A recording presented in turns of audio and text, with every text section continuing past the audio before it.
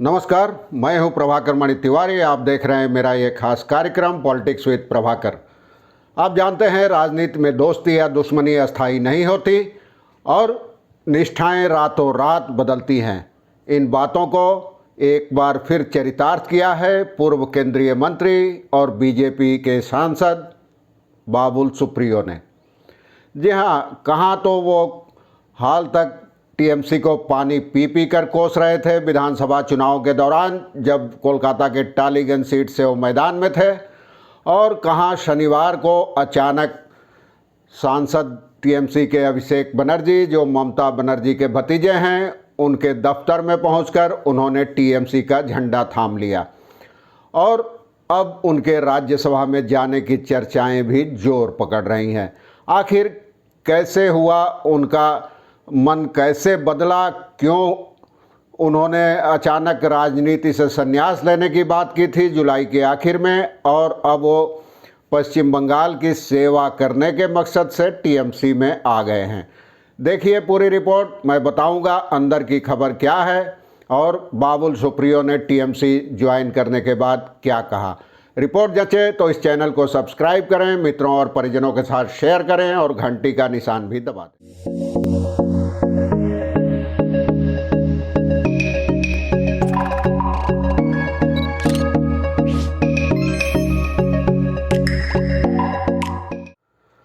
बाबुल का कहना है कि बंगाल के लोगों के लिए काम करने की खातिर ही उन्होंने पार्टी बदली है।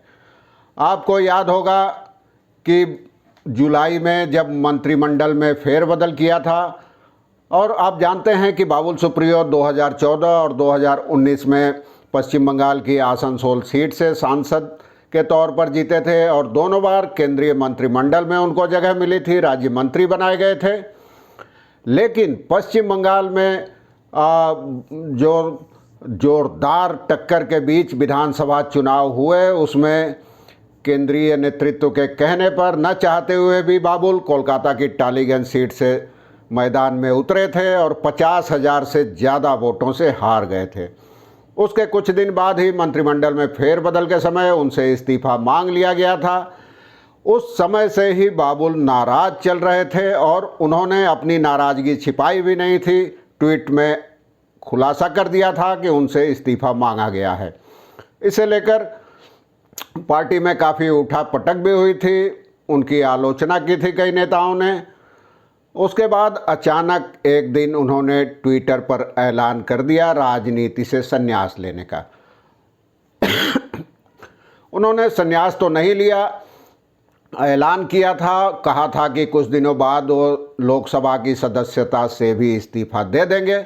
उसी समय तृणमूल कांग्रेस प्रमुख और मुख्यमंत्री ममता बनर्जी ने बाबुल के प्रति सहानुभूति जताई थी। उनका कहना था कि यह व्यक्ति बढ़िया काम कर रहा था, इसे मंत्रिमंडल से नहीं हटाना चाहिए था, उसके साथ अन्याय हुआ है। उसी समय से ये अटकलें जोर पकड़ने लगी थी कि देर सवेर बाबुल टीएमसी का दामन थाम सकते हैं। हालांकि उसके बाद भी बाबुल कहते रहे कि वे अपने संन्यास के फैसले पर अडिग हैं। उन्होंने बीजेपी अध्यक्ष जेपी नड्डा से मुलाकात की थी। उसके बाद उन्होंने कहा था कि फिलहाल आसनसोल की जनता के हित को ध्यान में रखते हुए वे सांसद बने रहेंगे। लेकिन अंदर खाने खिचड़ी पकती रही। बाबुल लगातार टीएमसी नेताओं के संपर्क में बने रहे और शनिवार को जो हुआ वो अचानक नहीं था। इसकी पृष्ठभूमि तो उसी दिन से तैयार होने लगी थी जिस दिन बाबुल ने राजनीति से संन्यास लेने का ऐलान किया था। 7 साल मंत्री रहे। जब मंत्रिमंडल से हटाया गया तो उन्होंने राजनीति छोड़ने का फैसला किया। आज राजनीति में फिर लौट आए हैं टीएमसी के सहारे, टीएमसी का हाथ पकड़ के। उसके बाद पत्रकारों से उनका कहना था कि मैंने राजनीति छोड़ने का फैसला किया था, लेकिन बंगाल के लोगों के हित में काम करने का जो इतना बड़ा मौका था, मैं इसे नहीं छोड़ सकता। इसलिए मैंने आखिरी 3-4 दिनों में ही टीएमसी का दामन थामने का फैसला किया है।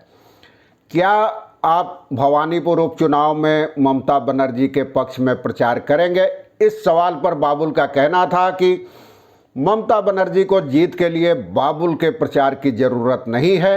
लेकिन अगर पार्टी कहेगी तो वो ज़रूर प्रचार करने वहाँ जाएंगे। अब तमाम अटकलें लगाई जा रही है कि बाबुल सुप्रियो राज्यसभा में जा सकते हैं टीएमसी की ओर से। आपको याद होगा इसी सप्ताह टीएमसी सांसद अर्पिता घोष ने इस्तीफा दे दिया है और बाबुल कह चुके हैं आज कि वो जल्दी ही आसनसोल के संसद सदस्य के पद से भी इस्तीफा दे देंगे। इधर अर्पिता घोष ने तृणमूल के राज्यसभा सदस्यता से इस्तीफा दे दिया है 2 दिन पहले। उनका कहना था कि अब वो पार्टी का काम करेंगी। तो अब 2 और 2 4 जुड़कर सामने समीकरण साफ हो गए हैं। दरअसल जब बाबुल के टीएमसी में आने का फैसला हो गया, इस पर मुहर लग गई, उसके बाद ही अर्पिता घोष को राज्यसभा से इस्तीफा देने को कहा गया। अब अटकलें लगाई जा रही है कि ये जो सीट खाली हुई है अर्पिता घोष की, इस पर बाबुल सुप्रियो को राज्यसभा में भेजा जा सकता है। और ये तो जैसा कि मैंने आपको पहले बताया कि शुरुआती दिन से ही, पहले दिन से ही अटकलें तेज थी कि बाबुल देर सवेर टीएमसी का दामन थाम सकते हैं। हालांकि अपने फेसबुक पोस्ट में उन्होंने लिखा था कि उनकी एक ही पार्टी है बीजेपी, वो दूसरी किसी पार्टी में नहीं जा रहे हैं, न तृणमूल, न कांग्रेस और न सीपीएम। और उन्होंने कहा मैं पक्के तौर पर बोल रहा हूं, लेकिन आप जानते हैं राजनीति में कोई बात पक्की नहीं होती, न निष्ठाएं पक्की होती है और न दोस्ती और न दुश्मनी। जैसा कि मैं बार बार कहता रहा हूं, आपने भी यह कहावतें सुनी होगी पहले। तो उनका कहना था कि मैं बराबर एक ही साइड में रहता हूं। आजीवन मैं मोहन बागान फुटबॉल क्लब का समर्थक रहा हूं और बांग्ला में यानी बंगाल में मैं सिर्फ बीजेपी का सदस्य रहा हूं। लेकिन 31 जुलाई को जब उन्होंने यह पोस्ट की, उसके थोड़ी देर बाद फिर उन्होंने इसमें बदलाव किया।